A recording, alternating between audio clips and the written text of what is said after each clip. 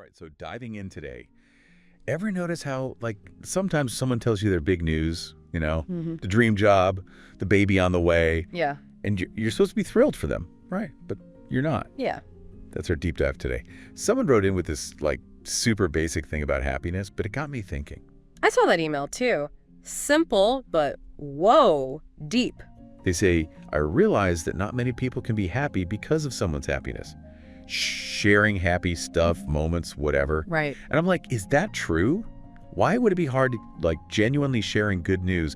They even mention Jung and Watts, like, those guys know. And they might. What's fascinating is it's not about being a jerk for not jumping for joy, but what's going on underneath that. Right. Jung, the psychology guy, and Watts, more Eastern philosophy, but they both kind of hit on this. Okay, so Jung first. He's all about the shadow self, right? Right. The hidden stuff we've got going on. Exactly. The shadow self, it's like the basement of our minds, right? We shove down the things we don't want to admit, even to ourselves. Insecurity, jealousy, anger, stuff we think is bad. Yeah. But Jung's point was that shadow stuff, it still messes with us even if we're not thinking about it directly.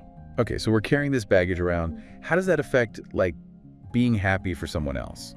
Picture this. You're scrolling, right? And bam, a friend is posting about their amazing vacation.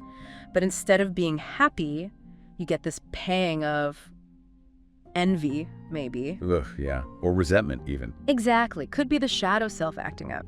What need, what desire of yours is that poking at? Maybe you want a vacation, or you're feeling kind of bad about your own life.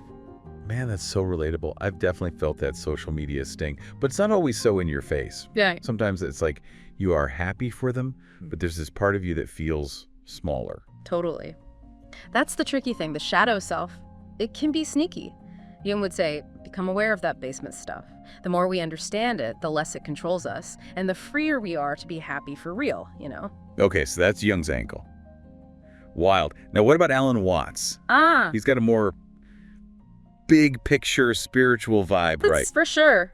Watts was all about interconnectedness, that we're part of this giant web of existence.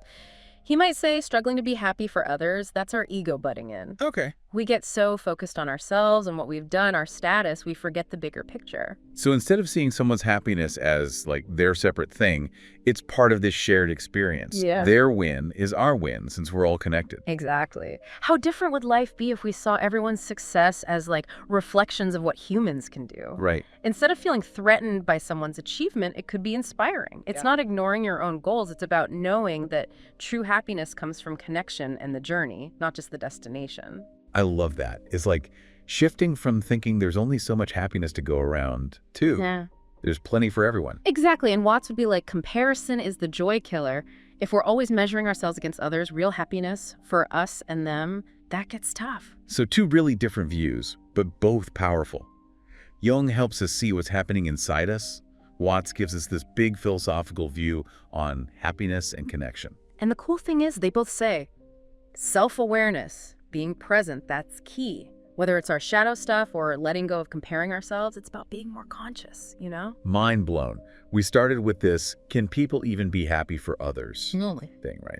Then Jung's shadow self, those hidden feelings holding us back. And then Roth's interconnectedness, how someone else's joy can actually lift us up if we let it. And here's the real head scratcher. If we really believed in that interconnectedness Watts talks about, how would that change how we see other people's happiness? Less about them versus us, more about what's possible for everyone. That's amazing. So, next time you hear good news, pay attention to what you feel. Pure joy. Or something else mixed in. That answer might tell you something about your own happiness path. Thanks for joining us for this deep dive. Absolutely. See you next time. See you later.